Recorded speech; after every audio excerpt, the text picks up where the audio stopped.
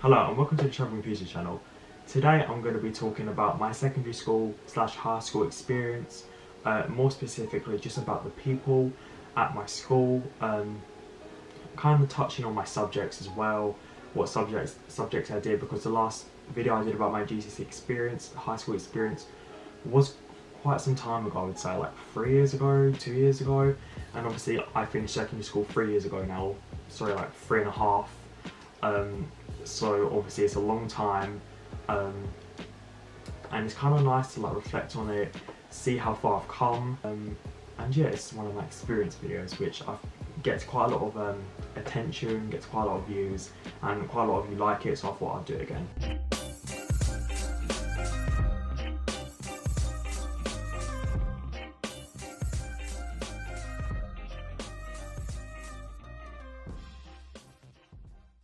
Okay, so I went to an all-boys Catholic school, so I know, no different.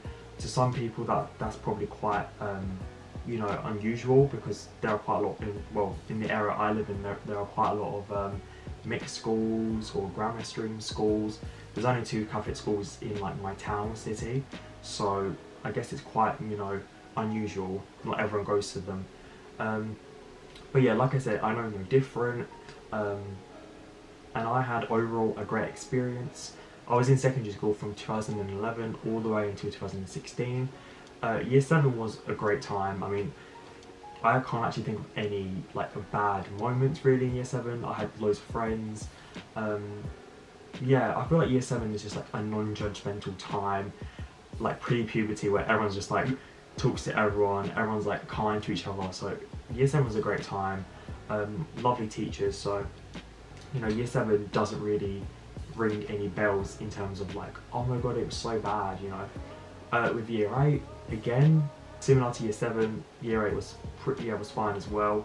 I noticed obviously a slight change in how challenging the content was in my subjects. I feel like that's the only difference. I feel like my friend group got smaller. In year 8, I'm pretty sure. I mean, I changed friends like all the time. I had like my main couple or few friends, maybe like 2 friends, which I won't say their names, but they know who they are. I still speak to them now. Yeah, so I've been friends with them 2 for like since year 7. But yeah, I definitely noticed from year 7 to year 11, my friend group probably gets smaller, and me bringing only like set people. Because with me, something I've noticed as I have grown up is I like to keep, I know they will say that, like, oh my god, I like to keep my friendship group small, but that is honestly me. I like to keep my friendship group small. I have had bad experiences with friends in the past, at different schools, that haven't been the nicest, been quite toxic, and really upset me. And so I'm guessing from experiences, I've kind of have a guard up when making friends, and I guess constantly questioning whether it's authentic. Like at university, sometimes I'm like, do they like me? I'm quite paranoid sometimes. So yeah, ever since as I like year 10, year 9, I like to keep my friendship group small. And then year 9, I feel like that was like the turning point in terms of like difficulty. Like that's when it really stepped up, and that was kind of like the start. I know we didn't start GCSE then, but that was like the start of GCSEs, like starting the coursework for science and stuff. And that's when it was like, okay, this is real now. These are like the start of my GCSEs. And also year 9 was the start of rumours, I think. Yeah, like year 8, year 9, I feel like more year 9. I'm not going to get into the rumour too much, but there was a massive rumour that followed me throughout secondary school, of a sexual nature, and yeah, that was a lot. And being so young, and going through puberty and going through all these challenges that you go from like 14 to 16, is a lot. And for it to completely change from the truth, is a lot to deal with. But I ignored it. I moved on from it. It followed me, people remembered, but I know the truth. That's normally like the adults' advice when like there's rumours, or when there's you know, disagreements, or like you fall out with friends, it was like, oh, ignore it, or you know, it'll be okay. But they say, oh, like, oh, ignore it, but sometimes you can't ignore it, and when it's like in your face all the time and people treat you differently because of it. I remember that in year 9 being treated differently ever since it. It's hurtful, but at the end of the day, I think something that I've noticed, something that I've learned, as long as you know the truth and you're happy, that's all that matters. Because for years, for months or whatever, I tried to impress people. I tried to, you know, no, that's not true, and that's false, and whatever. And I used to get so upset, and I'm like, who cares? You know, like, who actually cares? I mean, as long as you have family and friends around you, that's all that matters. You know, there's so many good things in life to be happy for, happy about. I know there is a lot of inequality in the world, and there's a lot of bad things in people's life, and not everyone has a great life. And I feel like in my year, there was such a mixed bag of people, different personalities, different characters. There were like the quiet kids who just kept themselves to themselves, worked hard and whatever. Then there was the loud kids, or like the popular, as they like to be called, or I guess, you know, society or whatever. I never really spoke to like the ones that were classed as popular, or just the ones that were loud, really. I didn't give them any time, and they were like, I feel like there was like, I feel like the majority of them were okay, except like maybe like one or two. They were just, I'm not naming names, but they were just, you just, like, a lot of times I just thought to myself, are you actually this rude? Are you actually this disrespectful? Wow. Like, just, like, one of them was my geography class, and I'm not naming names because it's just, there's no point. It's just so disrespectful. I understand, you know, people have different upbringings, people, you know, some people have strict upbringing, some people don't. I had a relatively quite a strict upbringing, and, you know, Italian background, you know, I'm strict, you know, like work ethic and all of that, and so obviously some people don't have that, but I just sat there. I feel like I was quite mature for my age, like especially year 10, year 11, I was really mature for my age. I feel like I was really respected a lot by, like, I feel like people in my class and my teachers. So I would never, and I was quite, I would say, quite a quiet kid. I'd only answer questions if asked, I guess.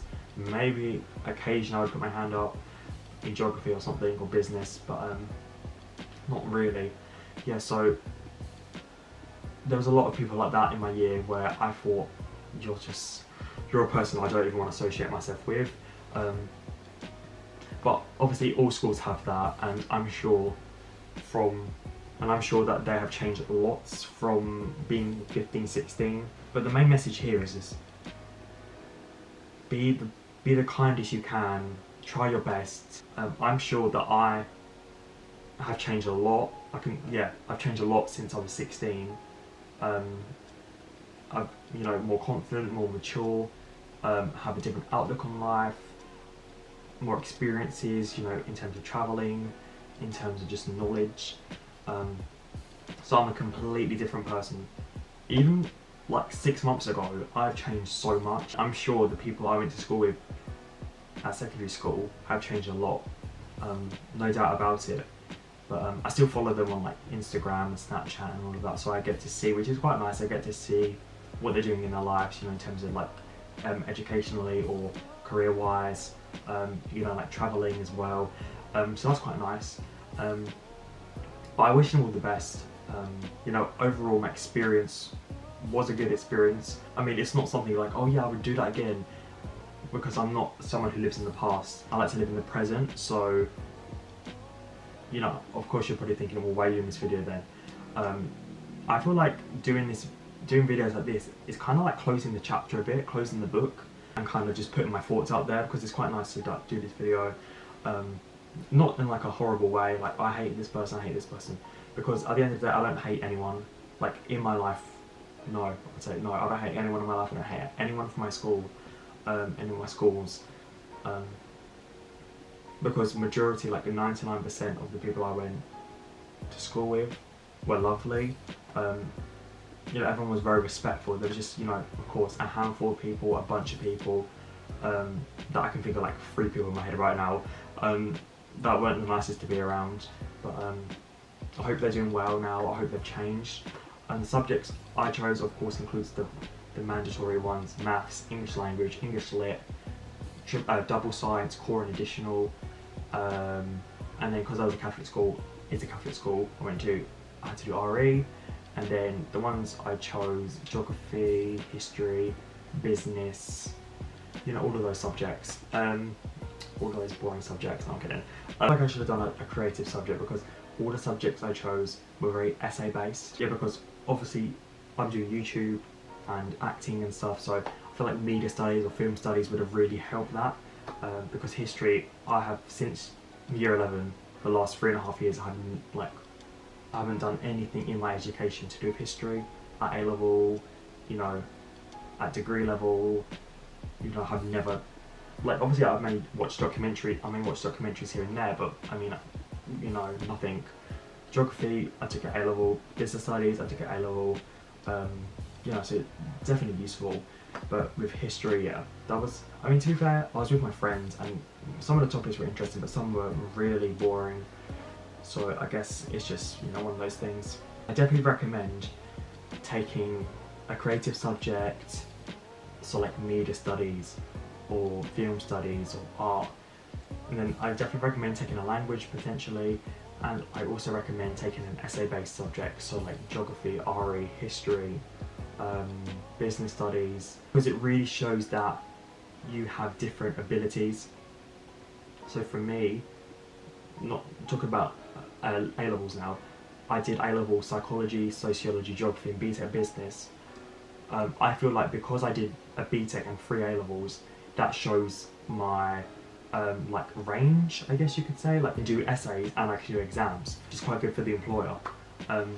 So yeah, that's something I definitely recommend whilst choosing your GCSEs. And also take into consideration that you may enjoy it at year 9, but understand that it will be a step up, even just to year 10.